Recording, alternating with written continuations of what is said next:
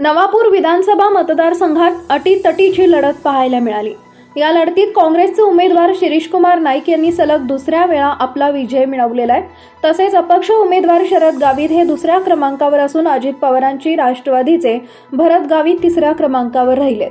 जिल्ह्यासह राज्यात लाडकी बहीण योजनेचा फटका महाविकास आघाडीला बसला असल्याची आमदार शिरीष नाईक यांची कबुली।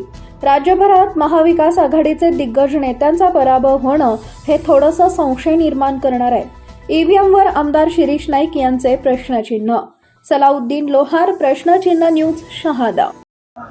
नवापूर विधानसभा मतदारसंघातून मला नवापूर मतदारसंघातील तमाम मतदार बंधू भगिनींनी जे निवडून दिलं त्याबद्दल मी त्यांचा मनापासून आभार मानतो।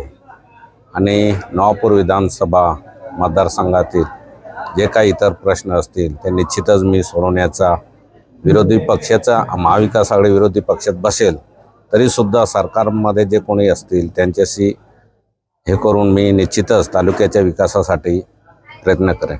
पण तो होतंच, परंतु स्पष्ट सांगायचं राहिलं तर जे अपक्ष उमेदवार आहे त्यांनी फारच खोटारडे प्रचार करून आणि भूलथापा देऊन, विशेषतः भूलथापा इतक्या प्रमाणात दिल्यात।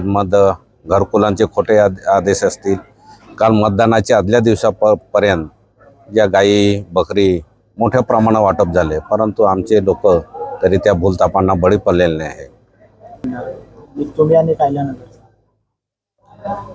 मातब्बर नेते पराभूत झाले असले तरी सर्वच माझ्या नवापूर मतदारसंघातील मायबाप जनतेला खरंच मनापासून धन्यवाद दिले पाहिजे की अशा विरोधी लाटेसुद्धा मला निवडून दिलं।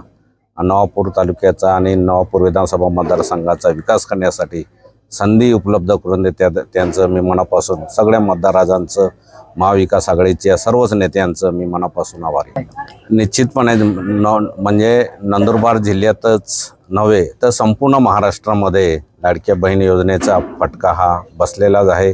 आणि काही अंशी जेव्हा दिग्गज पराभूत होतात, काही अंशी संशय, जो ईव्हीएम मशीनचा संशय म्हणतो आपण, तो संशय बळावतो।